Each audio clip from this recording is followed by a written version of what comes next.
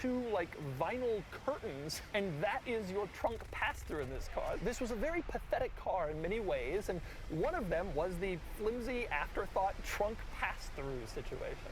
But anyway, since we're talking about the trunk, let's get back here. The only way into the trunk in this car is to stick the key in the back, twist it, and then lift up the trunk. There's no like trunk latch anywhere else. Now the struts in the trunk are bad, so fortunately we have this handy broomstick that we can use to prop up the trunk. And as you can see, when the trunk is propped, this is a pretty reasonably sized trunk, especially for a vehicle this small. You can get a reasonable amount of cargo in here, good space.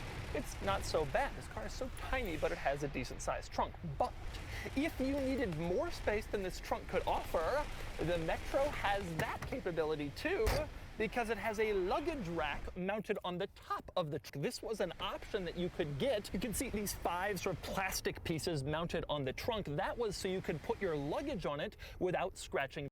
If you had more luggage than could fit in the trunk, you could use this luggage rack. This was a common feature in cars in like the 50s and 60s, not so today, but it was available as an option on the Geo Metro convertible, and this Metro convertible has it. But anyway, back to the interior, although I must say there's not that much to cover in here. This is a small interior, a basic car, not too many quirks, but there are some worth noting. One is the seats. You have these flat, non-contoured seats. They just look like the cheapest, crappiest stuff they could find. Definitely not intended to be supportive if you have back issues or if you want to find a very comfortable position. But they do have blue trim going all the way around to match the blue exterior of this car. They spent the money to make the seats look good instead of make them comfortable. You also have this blue and sort of yellowish green pattern all throughout the seats, this fabric on the seat